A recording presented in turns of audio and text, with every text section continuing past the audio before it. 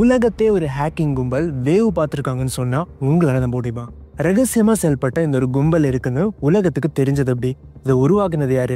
இவங்க பண்ண அட்டூழியங்கள் என்னென்னு சொல்லி எல்லாத்தையும் இந்த வீடியோ நம்ம டீட்டெயிலாக பார்க்க போறோம். ஸோ வணக்கம் எஸ்கான், நான் சனத். நான் போடுற வீடியோஸ் உங்களுக்கு பிடிக்குதுன்னா மறக்காம சப்ஸ்கிரைப் பண்ணிட்டு பாருங்க. அது எனக்கு குட்டி மோட்டிவேஷன் கொடுக்குது. 2017 காஸ்பர்ஸ்கான்னு சொல்லப்படுற ஒரு ரஷ்யன் கம்பெனி சில மேல்வேர்ஸ் இன்வெஸ்டிகேட் பண்ணிட்டு இருக்காங்க. அப்படி அவங்க ஃபேன்சி பியர்னு சொல்லப்படுற ஒரு கம்ப்யூட்டர் வைரஸை இன்வெஸ்டிகேட் பண்ணி பார்க்கும்போது தான் அந்த ஒரு கம்ப்யூட்டர் வைரஸ் தங்களோட நாடான ரஷ்யா உழவு பார்க்கறதுக்காக அமெரிக்காவில் உருவாக்கப்பட்டதுன்னு அவங்களுக்கு புரிய வருது. ப்ரோ, இந்த ஃபேன்சி பியர்னு சொல்லப்படுற மேல்வேரை உருவாக்குனது அமெரிக்கன் ஹேக்கர்ஸான்னு சொல்லி கேட்குறீங்கன்னா கண்டிப்பாக இல்லை. ஏன்னா அந்த மேல்வேரை உருவாக்குனது அமெரிக்கன் கவர்மெண்ட் தான். நேஷனல் செக்யூரிட்டி ஏஜென்சி, அதாவது NSAன்னு சொல்லப்படுற ஒரு கவர்மெண்ட் அமைப்பு தான் இந்த ஒரு வைரஸ் உருவாக்கியிருக்காங்க. மற்ற நாடுகள் என்னெல்லாம் பண்ணுது, அந்த நாட்டுக்குள்ள என்னென்ன நடக்குதுன்னு சொல்லி எல்லா விவரத்தையும் உளவு பார்க்கறதுக்காக தான் அமெரிக்கா இந்த ஒரு வைரஸ் உருவாக்கியிருக்காங்க. ரஷ்யன் ஆன்டிவைரஸ் கம்பெனியான காஸ்பர்ஸ்கையோட இந்த ஒரு கண்டுபிடிப்பு மொத்த உலக நாடுகளுமே அதிர்ச்சிக்கு உள்ளாகுது. ஸோ இங்கே தான் ஒரு மிகப்பெரிய கேள்வியும் உலக நாடுகளால் எழுப்பப்படுது. அமெரிக்கா இது வரைக்கும் யாரையெல்லாம் கண்காணிச்சிருக்காங்க? எங்களோட நாட்டு கணினிக்குள்ளேயும் அவங்களோட ஹேக்கிங் சாஃப்ட்வேர்ஸ் இருக்கான்னு சொல்லி உலக நாடுகள் கேள்வி மேலே கேள்வி எழுப்ப ஆரம்பிக்கிறாங்க. ஆனால் அப்போ தான் மீடியாங்க அமெரிக்காவில் ஈரானில் நடத்தப்பட்ட ஒரு மிகப்பெரிய சைபர் அட்டாக்கோட கதை வெளியாகுது. 2010 ஈரான் தங்களோட நியூக்ளியர் டெக்னாலஜியை இம்ப்ரூவ் பண்ண ஆரம்பிக்கிறாங்க. உலக நாடுகளே ஈரானை வியப்புடன் பார்க்குற தருணம் அது. ஏன்னா ஈரானால இப்படி பண்ண முடியும்னு சொல்லி யாருமே நினைச்சிருக்க மாட்டாங்க. ஆனால் இந்த விஷயம் அமெரிக்காவுக்கு சுத்தமாக பிடிக்கல. தங்களோட NSA ஏஜென்ட்ஸ் கிட்ட ஒரு புதுவிதமான வைரஸை உருவாக்க சொல்றாங்க அமெரிக்கா.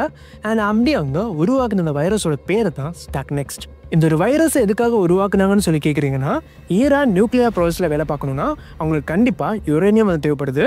அண்ட் இந்த யுரேனியத்தை கம்ப்யூட்டர் அண்ட் மெஷின்ஸ் மூலம் ப்ராசஸ் பண்ணி தான் எடுக்க முடியும். ஸோ இந்த அமெரிக்காவோட NSA உருவாக்குன இந்த ஒரு வைரஸ் ஈரானோட சிஸ்டத்துக்குள்ளே புகுந்து இந்த யுரேனியம் ப்ராசஸ் ஃபெயில்டுன்னு சொல்லப்படுற ஒரு எரர் காட்டுமாம். ஸோ இப்படி பண்ணுறதுனால ஈரானோட ஜென்மத்துக்கும் யுரேனியத்துக்கும் எடுக்க முடியாது. இந்த ஒரு அட்டாக் நடந்து பல வருடங்கள் தாண்டி தான் ஈரான் இந்த ஒரு விஷயத்தை பற்றி கண்டுபிடிக்கிறாங்க. இஸ்ரேலும் அமெரிக்காவும் சேர்ந்து தான் தங்களோட நாட்டுக்கு எதிராக ஒரு மிகப்பெரிய சைபர் அட்டாக் நடத்தினதா ஈரான் சொல்றாங்க. ப்ரோ, இந்த NSAன்னு சொல்லப்படுற கவர்மெண்ட் அமைப்பு தான் இதுக்கெல்லாம் காரணம்னு சொல்லி அப்போ அவங்களுக்கு தெரியாதான்னு சொல்லி கேட்குறீங்கன்னா கண்டிப்பாக தெரியாது. எனக்கு முன்னாடி சொன்னது மாதிரி 2017 நடந்த காஸ்பர்ஸ்கையோட அந்த ஒரு இன்வெஸ்டிகேஷனில் தான் NSAக்குள்ள இந்த மாதிரி ஒரு அமைப்பு இருக்குன்னு சொல்லி வெளியுலகத்துக்கு தெரிய வருது. காஸ்பர்ஸ்கை இந்த NSAவோட ஹேக்கிங் குரூப்புக்கு ஒரு பேர் ஒன்று போடுறாங்க. அண்ட் அவங்க போட்ட அந்த பேர் தான் இக்யூஷன் குரூப். NSAவோட ஹேக்கிங் குரூப் மாதிரி ஒவ்வொரு நாட்டுக்கும் ஒரு ஹேக்கிங் குரூப் ஒன்று இருக்கு. உதாரணத்துக்கு ரஷ்யாவோட ஹேக்கிங் குரூப்பான கோசிபியர் மிலிட்டரி ரிலேட்டட் டேட்டாஸ் திருடுவாங்க. அண்ட் ஈரானோட ஹேக்கிங் குரூப்பான சாமிங் கிட்டன் மற்ற நாடுகளை உளவு பார்க்கறதுன்னு சொல்லி ஒவ்வொரு நாட்டுக்கும் ஒரு கவர்மெண்ட் ஸ்பான்சர்ட் ஹேக்கிங் குரூப் ஒன்று இருக்கு. அமெரிக்காவோட இக்யூஷன் குரூப் நான் தான் பெரியவன்னு சொல்லி தலைக்கணத்தில் ஆடிட்டு இருக்கும்போது அவங்களோட டேட்டாவே ஒரு குரூப் ஹேக் பண்ணால் எப்படி இருக்கும்? அண்ட் அப்படி ஒரு குரூப் ஒன்று இருந்திருக்கு. அண்ட் அந்த குரூப்போட பேர் தான் ஷேடோ புரோக்கர்ஸ். ஷேடோ புரோக்கர்ஸ் யாரு? கவர்மெண்ட் ஸ்பான்சர்ட் அமெரிக்கன் டீமே எப்படி ஹேக் பண்ணாங்கன்னு சொல்லி உங்களுக்கு புரியணும்னா நீங்கள் 2016 காலகட்டத்துக்கு போய் ஆகணும். லடாக்கில் ஒரு பைக் ட்ரிப் போனால் எப்படி இருக்கும்? சூப்பராக இருக்கும்ல? அதே பட்ஜெட் ஃப்ரெண்ட்லியாக ரெட்ப்ளூ டூர்ஸ் உங்களை கூட்டிகிட்டு போங்க. தெரிஞ்சு போங்க, வர மே டு செப்டம்பர் வரை மட்டும்தான் லடாக் ஓப்பனில் இருக்கும். ஸோ இந்த வருஷம் உங்களோட லடாக் ட்ரீமை ரெட்ப்ளூ டூர்ஸ் நிறைவேற்ற போகிறாங்க. ஸோ டிஸ்கிரிப்ஷன் மற்றும் ஃபர்ஸ்ட் கமெண்ட்ல அவங்களோட கான்டாக்ட் டீட்டெயில்ஸ் இருக்கு. ஸோ என்கொயர் பண்ணி லடாக் சுற்றி பாருங்க. 2016 GitHub, டம்ளர் மாதிரியான பிளாட்ஃபார்ம்ஸில் ஒரு மெசேஜ் ஒன்று வருது. அது என்னன்னா, கவர்மெண்ட் ஸ்பான்சர்ட் ஹேக்கர்ஸ் எல்லாருக்கும் வணக்கம். நாங்கள் அப்லோட் பண்ணியிருக்கிறது ஒரு சாதாரண மேல்வேர் கிடையாது. ஸ்டாக்நெக்ஸ்ட் DQ மாதிரியான மேல்வேர்ஸ் உருவாக்குன இக்வேஷன் குரூப்போட மேல்வேர்ஸ்னு சொல்லி அந்த ஒரு மெசேஜ் போஸ்ட் பண்ணுறாங்க. இதை பார்த்து அமெரிக்கன் ஹேக்கர்ஸ் ஆடி போகிறாங்க. எங்ககிட்ட இருந்த வைரஸ் எப்படி திருடு போச்சு? யார் இதை எடுத்தாங்க? எப்படி எடுத்தாங்க? யார் இந்த ஷேடோ புரோக்கர்ஸ்னு சொல்லி அமெரிக்காவுக்கு எதுவுமே புரியலை. ஆனால் அவங்களுக்கு ஒரே ஒரு விஷயம் மட்டும் தெளிவாக புரிஞ்சிருக்கு. அது என்னன்னா, அவங்களோட சர்வர்ஸ் ஹேக் பண்ணப்பட்டிருக்கு. இந்த ஷேடோ புரோக்கர்ஸ் அவங்களோட மொத்த வண்டவாளத்தையும் ரிலீஸ் பண்ண போகிறாங்க. 1 மில்லியன் பிட்காயின். இதுதான் அந்த ஷேடோ புரோக்கர்ஸோட டார்கெட்டாக இருக்கு. ஸோ இதுக்காக அவங்க ஒரு பிட்காயின் அட்ரஸையும் அந்த மெசேஜ் கூட மென்ஷன் பண்ணியிருக்காங்க. ஸோ எப்போ ஷேடோ புரோக்கர்ஸ் 1 மில்லியன் பிட்காயினை கலெக்ட் பண்ணுறாங்களோ அப்போ அவங்க இக்வேஷன் குரூப்போட எல்லா டேட்டாவையும் ரிலீஸ் பண்ண போகிறாங்க. கிளாக்ல டைம் குறைஞ்சிக்கிட்டே வருது.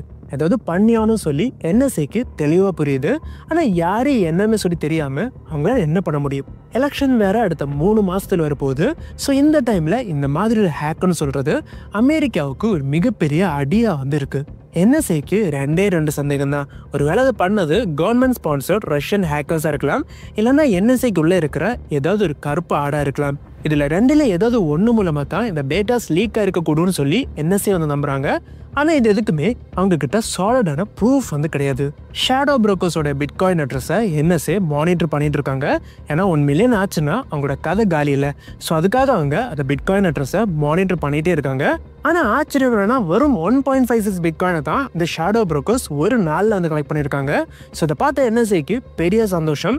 ஆனால் இந்த ஒரு சந்தோஷம் அதிக காலத்துக்கு வந்து நீடிக்கலை. அமெரிக்காவோட டெமோக்ராட்டிக் பார்ட்டியோட சர்வர் சில நாட்கள் தாண்டி வந்து ஹேக் ஆகுது. ஸோ இதை பற்றி பிரசிடென்ட் ஜோ பைடன் ஒரு இன்டர்வியூவில் வந்து சொல்லியிருக்காரு. அது என்னன்னா, ரஷ்யாவுக்கு இது வரைக்கும் நாங்கள் சொல்லிட்டு பண்ணுற விஷயங்கள் மட்டும்தான் தெரியும், ஆனால் நம்ம சொல்லாமல் பண்ணுற விஷயங்கள் பலது இருக்குன்னு சொல்லி பைடன் அந்த இன்டர்வியூவில் ரஷ்யாவை ட்ரிகர் பண்ணுற விதமாக வந்து பேசுகிறாரு. அண்ட் இந்த ஒரு விஷயம் ஷேடோ புரோக்கர்ஸையும் ட்ரிகர் பண்ணியிருக்கு. ஒருவேளை இந்த ஷேடோ புரோக்கர்ஸ் ரஷ்யாவை சேர்ந்தவங்களா இருக்கலாம். ஸோ அதுக்காக தான் இவங்க ட்ரிகர் ஆயிருப்பாங்கன்னு நினைக்கிறேன். ஏன்னா அடுத்த நாளே இந்த ஷேடோ புரோக்கர்ஸ் ஒரு புது போஸ்ட் ஒன்று ரிலீஸ் பண்ணுறாங்க. ஏன் அந்த பெரியவர் ரஷ்யாவை மிரட்டிட்டு இருக்காரு? உங்கள் நாட்டில் ஒரு மிகப்பெரிய ஹேக் நடந்த விஷயத்தையே நீங்கள் வெளியே சொல்லாமல் மறைக்கிறீங்க. இதுதான் உங்கள் நாட்டோட டெமோக்ரஸியான்னு சொல்லி இந்த ஒரு ஷேடோ புரோக்கர்ஸ் ஒரு சிப் ஃபைலையும் அந்த ஒரு மெசேஜ் கூட சேர்த்து வந்து போஸ்ட் பண்ணுறாங்க. அண்ட் இந்த ஒரு சிப் ஃபைல் அப்படி என்ன இருக்குன்னு சொல்லி கேட்குறீங்கன்னா, இது வரைக்கும் NSAல ஹேக் பண்ணப்பட்ட எல்லா கம்ப்யூட்டரோட IP அட்ரஸும் அது இருக்குது. அண்ட் இந்த ஒரு விஷயத்த NSA சுத்தமாக எதிர்பார்க்கல. கவர்மெண்ட் சைட்ல இந்த ப்ரெஷர் NSA மற்றும் FBI பக்கம் வந்து திரும்ப ஆரம்பிக்குது. ஸோ இந்த கேஸை எப்படியாவது முடிச்சாகணும்னு சொல்லி FBI ஒரு சூழ்நிலைக்கு வந்து தள்ளப்படுறாங்க. ஸோ நம்ம ஊரில் நடக்கிற மாதிரி கிரைம் பண்ணவும் கிடைக்கலன்னா கிடைக்கிறோன்னா மாட்ட வைக்கிற வேலையை தான் இவங்களும் பார்க்க போகிறாங்க. கிளென் பர்னின்னு சொல்லப்படுற ஒரு ரிட்டையர்டு NSA ஏஜென்ட் தான் இந்த கருப்பாடுன்னு சொல்லி இந்த ஒரு கேஸை க்ளோஸ் பண்ணுறது தான் இவங்களோட திட்டமாக வந்திருக்கு. அட்டார்னி ஜெனரல் கிட்ட அனுமதி வாங்கின FBI பர்னியை அவரோட வீட்டுக்குள்ளே புகுந்து வந்து அரெஸ்ட் பண்ணுறாங்க. பர்னியை அரெஸ்ட் பண்ணும்போது அவரோட வீட்டுக்குள்ளே இருந்து பல கான்ஃபிடென்ஷியல் டாக்குமெண்ட்ஸையும் 1 TBக்கு மேலான ஹார்ட் டிஸ்கையும் FBI வந்து சீஸ் பண்ணுறாங்க. ஸோ எல்லாமே முடிஞ்சிச்சு. பர்னி தான் குற்றவாளின்னு சொல்லி NSA நம்பினாங்க. ஆனால் பர்னி அரெஸ்ட் பண்ணதுக்கப்புறம் ஷேடோ புரோக்கர்ஸ் கிட்ட இருந்து எந்த விதமான போஸ்ட்டும் வரல. அப்படி சில நாட்களும் கடந்து போகுது. எலெக்ஷனோட ரிசல்ட் வந்து வருது. டொனால்ட் ட்ரம்ப் அடுத்த பிரசிடென்ட் ஆகுறாரு. ட்ரம்போட நடவடிக்கைகள் ஆரம்பத்தில் ரஷ்யாவுக்கு ஆதரவு காட்டுற மாதிரி தான் தெரிஞ்சாலும் ரஷ்யாவோட நட்பு நாடான சிரியா மேல ட்ரம்ப் தாக்குதல் நடத்த உத்தரவிட்டதால இந்த ஷேடோ புரோக்கர்ஸ் மறுபடியும் ட்ரிகர் ஆகி அவங்களோட கடைசி போஸ்ட் வந்து போடுறாங்க. ட்ரம்ப், நீ எல்லாத்தையுமே மறந்துட்ட, உன்னை ஜெயிக்க வச்சது நாங்கள் தான், அப்படிப்பட்ட எங்களுக்கு எதிராக நீ இப்படி பண்ணுவேன்னு சொல்லி நாங்கள் நினச்சி கூட பார்க்கலன்னு சொல்லி இந்த ஷேடோ புரோக்கர்ஸ் இதுக்கு முன்னாடி அப்லோட் பண்ண எல்லா ஃபைலோட பாஸ்வேர்டையும் இந்த ஒரு போஸ்ட்டில் வந்து போஸ்ட் பண்ணுறாங்க. ஸோ பூம், NSAவோட மொத்த மேல்வேஸும் இப்போ இன்டர்நெட்டில் பப்ளிக்காக அவைல் ஆயிடுச்சு. 67 விண்டோஸை டார்கெட் பண்ணுற வைரஸ், IP அட்ரஸ், ட்ராஜன் ஹார்ஸ்ன்னு சொல்லி இந்த ஈக்குவேஷன் குரூப் உருவாக்குற எல்லாத்தையுமே இவங்க வந்து ரிலீஸ் பண்ணுறாங்க. இதில் ரொம்ப பாப்புலராக பேசப்பட்ட ஒரு வைரஸ்னால் அது வந்து வானக்ரை வைரஸ் தான். ஏன்னா அந்த வானக்ரை வைரஸ் ரிலீஸ் ஆனதுக்கப்புறம் செமிகண்டக்டர் இண்டஸ்ட்ரியான TSMCயை கொஞ்ச நாள் ஷட் டவுன் பண்ண வேண்டியதாக இருந்துச்சு. அமெரிக்கா இன்னைக்கும் இது மாதிரி பல வைரஸ் அண்ட் மேல்வேஸை உருவாக்கி மற்ற நாடுகளை உளவு பார்த்துட்டே தான் இருக்காங்க. ஸோ அவங்களே உளவு பார்த்த அந்த ஷேடோ ஹேக்கர்ஸ் உண்மையிலே ரஷ்யாவை சேர்ந்தவங்களா, அவங்க இன்னைக்கும் ஆக்டிவாக இருக்காங்களான்னு சொல்லி பல மிஸ்ட்ரிஸ் இதை சுற்றி இருக்கு. இதை பற்றி நீங்கள் என்ன நினைக்கிறீங்க சொல்லி கமெண்ட் லீவ் பண்ணுங்கள். ஸோ வேறொரு வீடியோவில் சூப்பரான ஒரு கடல் உங்களை மீட் பண்ணுறேன். டில் தென் சந்தோஷ் பி சனியோ. பை.